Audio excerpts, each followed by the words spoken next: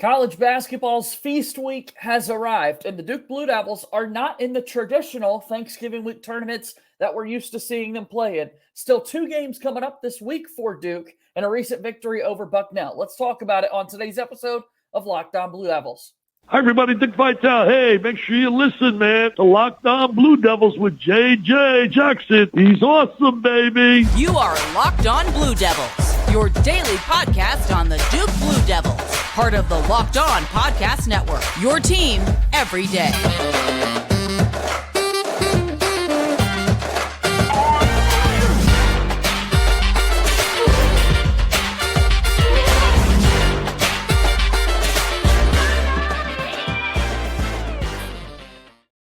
Hello, everybody, and welcome into another episode of the Locked On Blue Devils podcast. My name is JJ Jackson, and it's so great to have you here with us on this Monday, November 20th, 2023. Locked On Blue Devils is your daily one-stop shop where we talk about everything going on in the life of Duke athletics. We're going to talk a lot about Duke basketball today as the Blue Devils get set for a week of a couple of games coming up here. They've got LaSalle tomorrow, Southern Indiana on Friday. Feast week has arrived in college basketball, and typically Duke is in one of those traditional Thanksgiving week tournaments, whether it be Maui or the Battle for Atlantis. This season, not the case. Duke hosting a couple of teams at home, and we'll talk about all that and more on today's episode of Locked On Blue Devils. If you have not done so already, please be sure to follow and subscribe to our podcast for free wherever you get your podcasts. Watch our show on YouTube each and every day. Hit that subscribe button. Share this video with your friends, as your support means so much to us here on the program. On today's show, my good pal, Jordan Mann, at Coach J Mann on Twitter, the host of the Big J and Little J show, at Duke FB Fans on X as well. And we're going to be talking a lot about the Duke basketball team. Jordan, Feast Week has arrived. I hope you're doing well, my friend. Yeah, Feast Week is here, JJ. And right before we got on here, I was watching Syracuse versus Tennessee. So Feast Week has officially tipped off, and it's the best time, arguably one of the best times of the season. I won't say the best time because March Madness is the best time, but to know that Feast Week is here, Thanksgiving's around the corner, can't wait. You really do get a chance to learn a lot about your team in these events, right? We mentioned Maui. We mentioned the Battle for Atlantis. Last year, Duke played in the PK85 event where they had that game against Purdue and some other premier opponents as Duke played in Phil Knight's Nike event a season ago. This year, not the case for Duke. A lot of these things are on rotation, right? You've got to go every 4 years at the earliest to qualify for a trip to Maui. Same goes for events like the Battle for Atlantis and whatnot. And so it just kind of followed in the rotation that Duke was not going to get the chance to play in one of those. And now they've got a multi-team event. Going to be a little different, man. Not seeing Duke take on some big teams this week. But then we look at the non-conference schedule, and Duke kind of made up for that with the home and home on the books with Arizona. They've got the Baylor game still to come, the ACC, SEC challenge and whatnot. It's just this week you're not going to see that premier matchup for Duke basketball. Yeah, I mean, like you said, the Baylor matchup, and then at Arkansas, is like, I know they lost to UNCG. Shout out to UNCG, by the way. Way to hand it to them and put them on notice. But Arkansas is going to be legit. I mean, Musselman's a hell of a coach, and that's going to be something that I can't wait for to see how Duke responds in such a hostile environment. But yes, this week, like you said, we played LaSalle. I will be in attendance tomorrow at the LaSalle game on the Big J and Little J show. I just interviewed last week Ben Phelps, who is Caleb Foster's basketball trainer since back till 2020, and Ben's going to be in attendance from 2020. Ben's going to be in attendance with Caleb Foster's mom behind the Duke bench tomorrow. So I'm going to go and see them and say what's up. So shout out to them. It's going to be a great environment for those guys, and hopefully Caleb can put on a show. Absolutely. LaSalle, the opponent for Duke this week, and then they'll take on Southern Indiana on Friday as well. Of course, this is an MTE, a multi-team event, and Duke took on Bucknell this past Friday, and they won by 30, 90-60. Was the final score. After our first time out here in just a little bit, we'll take a look at the box score and some of those big numbers, but big picture, what stood out to you in this one? Honestly, just the confidence in McCain and Proctor to continue to shoot from three. I mean, they've been struggling. Slow start, not really struggling, slow start from three, and just goes to show they're still shooting. Like, they can shoot the ball, and we'll obviously dive into it a little later on, but I mean, McCain hitting 5 threes, 5 out of 7, just shooting 7 makes me happy to see that he's not putting the ball on the floor hesitating because he started struggling early in the season. The guy can shoot the hell out of the ball, did a heck of a job. And same with Proctor, 3 of 6 from 3. So, and honestly, another thing is Sean Stewart played 16 minutes. I know everybody, that's been the most popular topic. Yeah. I had the hot take last time I was on Monday. I said he would get double-digit minutes against Michigan State. I was wrong, but he was the first big off the bench against Michigan State and the first big off the bench, I think, against Bucknell. So Shire's starting to get him in there early and see what he can do. And then, obviously, the blowout helps to where he can really play in the game. We'll deep dive into that, like you said, after the break. But that was a couple big things that I like to see is 3-point shooting and Sean Stewart, see when he can do in big minutes. Yeah, this is the chance for people further down on your bench to get more run, to get the opportunity to play a little bit more. And talking about that front court, worth noting, Christian Reeves missed the game with an ankle sprain. So he had a boot over there on the bench for this Duke team. Jaden Schutt officially just showing up in street clothes, that red shirt that John Shire has talked about a lot. They're not even dressing him out anymore at this point. So we're looking at this Duke team that's giving guys an opportunity to play this week against what we can safely say is inferior competition, not what you're going to see in the ACC in games that Duke should win. I think that's the big takeaway here in some ways, Jordan, when you look at a game like Friday night. Las Vegas, man, they're good at what they do. They had Duke favored by 34.5 points, and Duke won by 30. A couple of last-minute buckets with the walk-ons in, getting a chance to go. I mean, the fact that Duke did take care of business in that fashion is what's so impressive, because I think we would have had a much different conversation if there would not have been much separation between these two teams. And once again, a little bit of a slower start from Duke on Friday night, but then the shots start falling. They get some open looks. Mark Mitchell gets going very early in the game, and there's tons of separation that follows directly after that. Yeah, I mean, the one thing that was scary was Flip went down. Luckily, he just rolled his ankle, but Duke was only up 4 at the time against Bucknell. You see your best player go down and go straight to the locker room. You're just like, oh, my gosh, what's happening to the season? And luckily, nothing came from it. And, yeah, like you said, after the break, we'll really deep dive into it, because Mark Mitchell attacking the rim, JJ, it's like I said, don't shoot the three, get to the hole. And last 2 games, 9-9 from the free throw line against Michigan State, and then had a great performance against Bucknell going to the rim. Enough talking about it. Let's be about it. Let's talk about some of those numbers from the Duke win over Bucknell, and we'll do that after our first time out here on today's episode of Locked On Blue Devils. Locked On Blue Devils here today, brought to you by our friends at Listening.com. College students, listen up. There's an incredible app called Listening.com, which can take any academic paper, PDF, or class material and turn it into an audiobook. That's crazy. It can read math equations, technical words, and complicated documents. It knows to skip all the citations, footnotes, references, and just lets you jump straight to the context, straight to the chapter or section that you want to listen to. It even has a one-click note-taking button where it automatically puts the last 10 seconds into a notepad so you don't have to type notes while you listen. How cool is that? Best of all, if you use the link listening.com/lockedon, you'll be able to get your first 3 weeks for free. So go ahead and give it a try. Usually it's 2 weeks trial, but you get an extra free week when you go to listening.com/lockedon. Listening.com, a proud sponsor of Locked On Blue Devils. All right, we keep it moving here on today's episode of Locked On Blue Devils. JJ Jackson alongside my pal Jordan Mann, the host of the Big J Little J Show. You gave us a preview of your podcast a little bit earlier. Deep dive a little further. What can people expect? How frequently are you putting shows out there? What are you talking about? What's going on in your world, Jordan? Once a week, and then if I can get interviews on the side, it'll be twice a week. And so I been in talks with a good buddy of mine, Bates Jones, former Duke Blue Devil. He's going to be on the podcast. We're working some kinks out, like obviously the holiday season, but expecting an interview with him in between Thanksgiving and Christmas, and that should be out as soon as possible. But yeah, me and Connor O'Neill have the Big J and Little J Show, and we put it out once a week and try to do it every Wednesday at the latest. So yeah, tune in.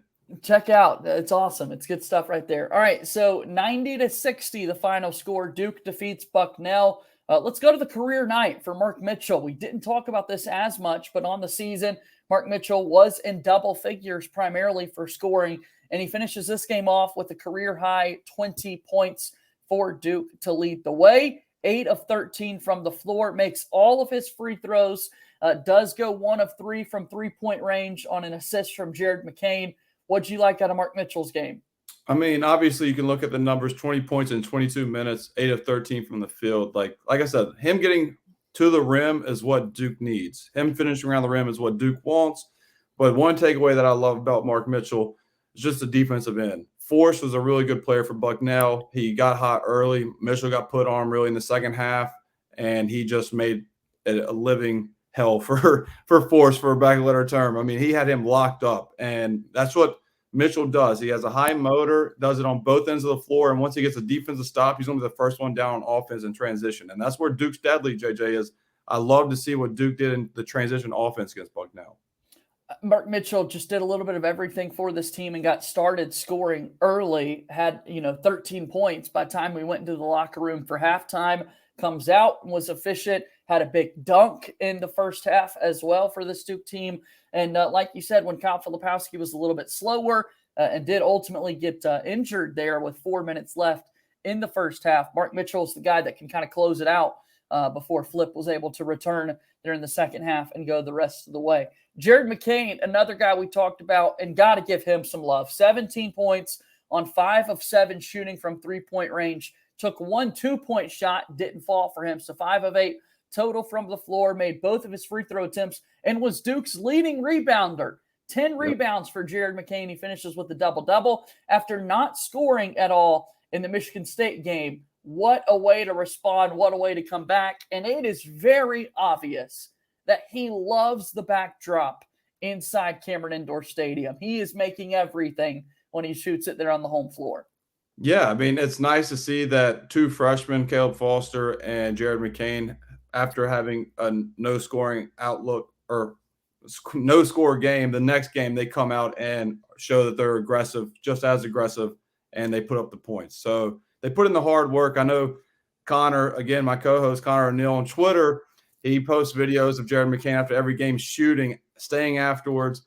Every player does do that. I give Connor a hard time. Connor just has it on video, and Duke Twitter loves it. But other players are putting in the same work too. It's just not in Cameron immediately after the game. So it is nice to see that hard work, though, you're seeing the results of it. So I'm happy for Jared, and I'm proud of him because Duke's going to need him. And Bucknell ran a lot of zone. Duke might see more zone if there's Ryan Young and Mark Mitchell in the game because those guys cannot shoot on the perimeter for Duke. So if Jared McCain can continue to shoot and be a zone buster like he was against Bucknell for the rest of the season, then Duke's in good hands. I mean, just the fact that he's getting those shots up inside Cameron Indoor, we don't talk about that as much, but from your basketball training days, coaching days as well, I mean, it's a little bit of a unique backdrop, the way things set up there inside Cameron, to see kind of what you're looking at, to get your focus down and that sort of thing. It is paying off because I know it's just a couple of games that he's played at home so far in his Duke career, but he's gotten accustomed to those rims, the way the ball flies through the air inside that gym. He loves it. Yeah, that's a good point, JJ. That's a very good point on why he's probably getting shots up after the game is because of the backdrop in Cameron, because he needs to dial it in from there. And that's a great point. And depth perception, everything that kind of goes into the shooting form. Absolutely. And then one thing, too, that I'd like to see him do more of if he's starting to struggle early in a game is get to the rim and get fouled to where you're getting the rhythm from the free throw line. Ray Allen was a pro at that. A lot of shooters do that when they're in a shooting slump is how can I get to the line, just see the ball go in. So as the season progresses, if he starts like 0 of 2, 0 of 3 from the field, I'd like to see him try and get to the free throw line to see the ball go in. Aggressive on the rebounding as well to walk away with 10 rebounds in that effort. Kyle Filipowski, 10 points. Good to see him come back in the second half. Had a dunk that we're adding, of course, to the dunk counter for him this season. 6 rebounds for Flip on the game as well. And this one, what'd you like about his performance? Just solid. He didn't need to do too much, and he only shot the ball 4 times. He still had 10 points for Duke. And obviously, after the scare with his leg, with his ankle, there's no need to put him back out there just for maybe some reps here or there. And that's what they did. 17 minutes. He had 10 points and 6 rebounds. Get out of there, get healthy, ice it up, and then play. I'd probably say play like 25 minutes tomorrow, if I had to guess, against LaSalle. Still make sure that ankle is okay going into break. But one thing I will say, when he did get hurt, Duke was up 4. And I posted this on my Twitter at Coach J Man.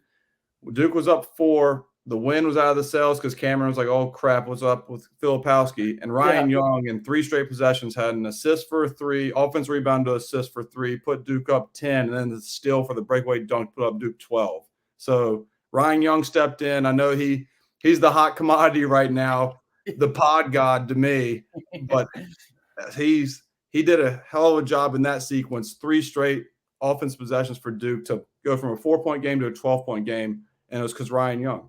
Yeah, Ryan Young only took 1 shot in the game, and boy, it was electrifying. His breakaway kind of dunk that he had, 5 assists, 3 rebounds for him as well. He's been joking with guys on the podcast lately as to how many dunks he's going to have this upcoming season. Last year, both he and Tyrese Proctor had 1, and we had to wait until the ACC tournament to even see 1 from Ryan Young in the game against Pittsburgh. So maybe he's on a little bit of a better pace to get up there above the rim. He's 6'10" after all. He does, and it's moments like that kind of remind you that he can't get up a little bit. Yeah, it was cracking me up watching him dribble on the open floor. You can tell he hasn't practiced dribbling open floor since he was probably in AAU, which was probably like 5-6 years ago. So it was hilarious to see him gallop to the rim, but I'm just glad he flushed it, because if poor Ryan's like leg went out from under him or he smoked it, then Duke Twitter would have had a field day. So I'm just glad that he persevered and had an excellent flush to really recap the first half for Duke. Yeah, his teammates in the locker room would have given him a hard time as well for that one, I'm sure. So awesome stuff. Well, let's talk about this next game coming up for Duke and wrap up our conversation after our last time out here on today's episode of Locked On Blue Devils. Locked On Blue Devils here today is brought to you by our friends over at FanDuel. FanDuel, of course, is the #1 sports book in America. Why? Well, because new customers get $150 in bonus bets with any winning $5 moneyline bet. That's $150 if your team wins. If you've been thinking about joining FanDuel, there's no better time to get in on the action. The app is so easy to use, a wide range of betting options, including spreads, player props, over-unders, and so much more. Go ahead and visit FanDuel.com/lockedon and kick off the NFL season. FanDuel is an official partner of the NFL. Final few moments here on today's episode of Locked On Blue Devils. JJ Jackson alongside my pal Jordan Mann at Coach J Man on Twitter. We're talking about the Duke team so far and their upcoming games this week, taking on LaSalle. What would you like to see out of Duke as they go through their competitions this week, Jordan? Just more healthy reps, like the older guys just to be as consistent as they have been, and honestly the freshmen to be more consistent. And like Sean Stewart, like I said, he had 16 minutes against Bucknell, and he was the first big off the bench the last 2 games, so Shire's giving that spotlight. And there was a lot of good things that we saw from Sean. I mean, he is Duke's probably best rebounder in terms of because of his motor. Like his rebounding ability because of his motor. He had 3 offensive rebounds and 7 rebounds total in 16 minutes. That's very efficient. He led Duke in offensive rebounds in 16 minutes. That's great. But with that high motor, he has made some mistakes, freshman mistakes. He had a deny at the free throw line. Guys spun off that deny for a layup, and then he had 4 fouls in 16 minutes. So I would like to see him just have a consistent overall game against LaSalle team that did beat that Bucknell team. So it's going to be pretty good competition. It's going to be a step up in competition from Bucknell. And so I'd just like to see him solidify his minutes more for Duke. We saw a couple of what I would kind of call young frustration fouls from Sean Stewart, where maybe you're a little disappointed where the ball just bounced a moment ago and trying to make up for it being too much. Calm down just a little bit. And the whistle blows ultimately for Sean Stewart. So I think that's something that will improve as time goes on. But would you say the same thing? Like you did see a couple of just frustration fouls from him in those minutes? Yeah, I think he was just over hustling, like where it was the ticky-tack foul, like you said, just unnecessary, but it's him trying to make a play. And he just needs to know that that's not the right play at the right time just to get back. And he just I will never fault a man's effort for like going 4 fouls and you're playing your tail off in 16 minutes is one thing, but having 4 fouls because you're not moving your feet or anything is a different situation. So I love his motor, and I really think there is a position for him, like a spot for him on this roster and the minutes. And I think he's going to be playing more than the minutes that he's played so far in the first 2 games of the season. or 3 games in the season. And I think if he can solidify 15 to 20 minutes per game for Duke, then Duke's going to be in a really good spot for him. If he gets more than that, then Duke is playing very hot. The LaSalle Explorers come to town to take on the Duke Blue Devils tomorrow from inside Cameron Indoor Stadium. Expecting a fun one here. We talked about kind of the lead up of these 3 teams. Of course, mid-major programs that Duke will be taking on. And a lot of people felt like LaSalle would give Duke the strongest test of their competition that they'll see over the next 3 games. So with that in mind, just from a team perspective, what are you wanting to see from Duke offensively, defensively, Jordan? It'd be on the defensive side, just rebounding, consistent rebounding. There was times in the Bucknell game, Duke won by 30, but that's because really good offensive play separated themselves. But there's times on the defensive end where Duke should have corralled some rebounds that they're still not corralling. And they're going to lose games against ACC opponents if they don't crash the glass more aggressively than they are on defensive side of the ball. I would like to see the guards. McCain had 10 rebounds, so it's not going to McCain. But the other guards, all 5 guys, got to go to the rim and get the rebound. Because if Ryan Young's in and Flip's in, you got to have more guys, more bodies in the paint to get the rebounds and go out. Because when Duke does get a defensive rebound, the best Duke there is Duke in transition. So get out and go. So that's what I want to see against LaSalle. As part of this Blue Devil Challenge, these teams have had the opportunity to play one another. LaSalle already played Bucknell, and they beat Bucknell by 12 points. If you're kind of looking at sort of transitive property here, Duke's going to play Southern Indiana this upcoming Friday, and LaSalle beat them by 1 point. So 4-0 on the year for the Explorers. They've beaten Drexel, Northeastern, Bucknell, and Southern Indiana. So excited to see how this one plays out. The ESPN Basketball Power Index gives the Blue Devils a 96% chance to win this game. So not necessarily on upset watch for our Duke Blue Devils, but still, the ball's going to go up in the air. You got to go out and take care of business. Yeah, go out, take care of business. And I think it starts with Duke's guard play.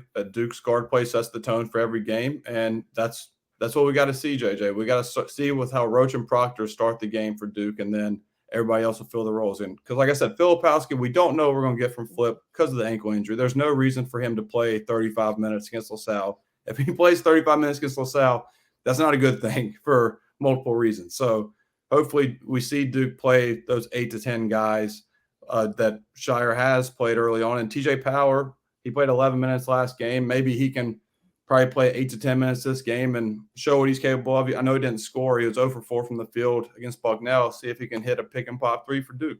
Yeah, they kept watching the broadcast. Mike Monica, one of the play-by-play, kept wanting people to see TJ Power's first points for a Duke Blue Devil. Did finally make a couple of free throws for some of Duke's last points of the game, but still has not made a shot from the floor. So let's see if that can change for our boy TJ Power.